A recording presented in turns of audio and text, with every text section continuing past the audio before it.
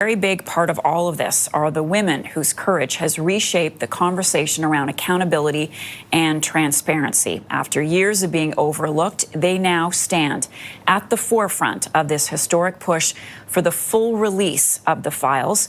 Lisa Phillips and Charlene Rochard join me now. They are both survivors of Jeffrey Epstein, and they are big advocates of this whole push. I thank you both for being with me today. Charlene, I know you were born here in Canada, so it's good to have your voice here for our Canadian audience.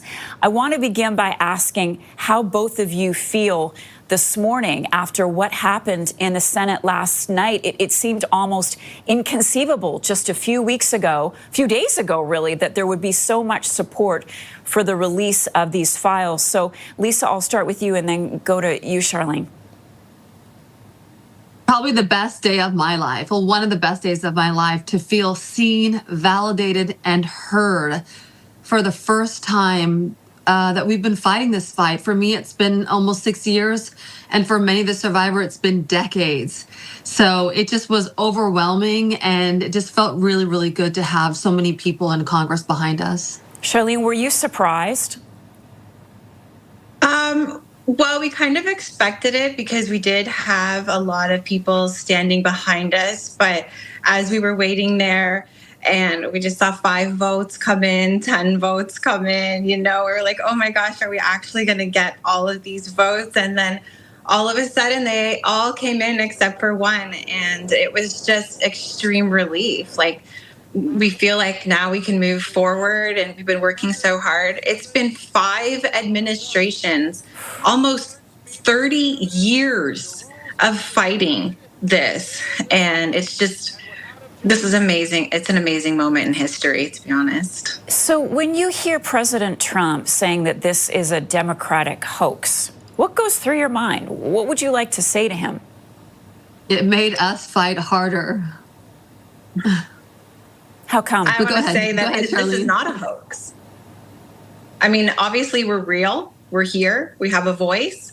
If it was a hoax, we wouldn't be here. We wouldn't have been fighting this. We reported this back almost 30 years ago to the FBI. I mean, this has been going on forever. Lisa, do you think that the president, if he signs it today, and we're not quite sure when that will happen, do you think that he owes you and the other survivors an apology? I'm not sure he thinks that, but I think it would feel really, really good for us to stand there with him as he signs it, just to, again, give us the validation and to know that, that he's on our side. That would be nice. Charlene, do you have any thoughts around the president speaking or meeting with you? It would be nice if he acknowledged us for the first time and not calling us a hoax. Yeah. And I know, Lisa, you were friends with Virginia Giuffre, and watching some of the coverage of this last night and her family and how emotional they were about this moment. What do you think Virginia is thinking right now? What would she say to all of you who have fought the hard fight in making this happen? Oh, Virginia would be so proud. This is what she was fighting for. She was fighting for other survivors. She was fighting for all of those kids at home, just protection of our kids, our children. So many of us are mothers. We just think about our children. Our children are the same age as we were, back then. So it's something that we do. We fight together for just the future of our children. The sisterhood, if I can call it that, is pretty amazing. And we're just looking at some pictures of all of you holding photos of yourselves as when you met Jeffrey Epstein. Such a powerful image. And I'm just wondering why, Charlene, you wanted to do that. What message were you trying to send? Well, when you look at us now, we are adult women, and it's a bit more powerful to see what we looked like at that time when we were abused. So it's just a more powerful statement to show this. And also, we all have children, and our children are the ages that we were in those pictures. So it just brings it home even more. Lisa, are you confident that all of the files will be released? There are still some loopholes that could happen. Well, just to be clear, we are fighting for the entirety of all files.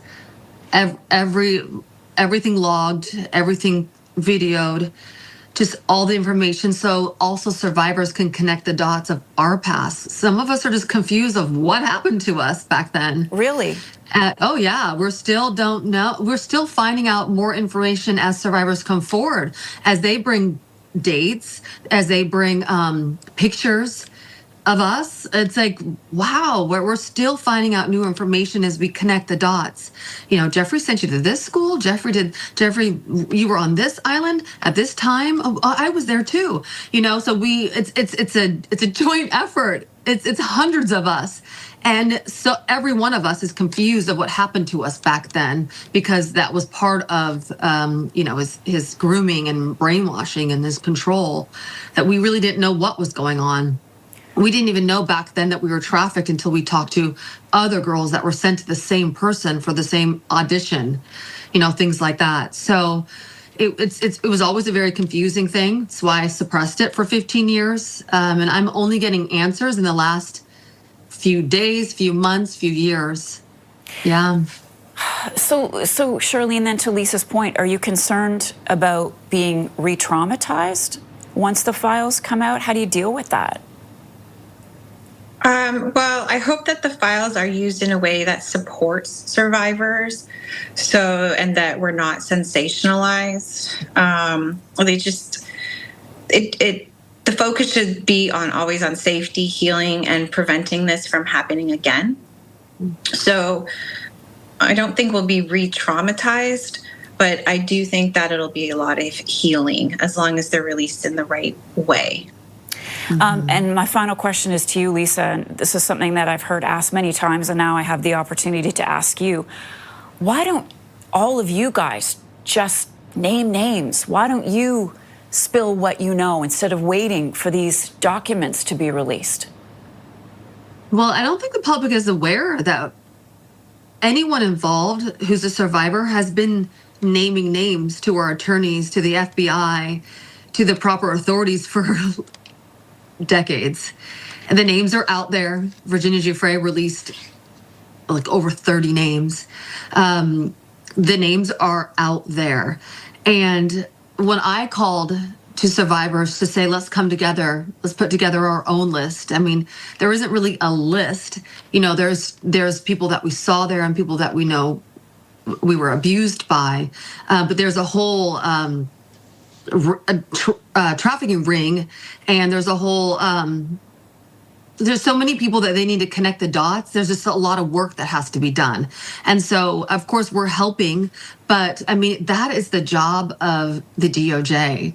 They have all the information, they have the entirety of all the files, they have all the evidence, and so it's their job to release the names. I can't thank you enough, both of you, for coming on and speaking with us today. Your courage is so admirable. Lisa Phillips and Charlene Rochard, all the best to you as we continue to follow this story. Thank you. Thank you.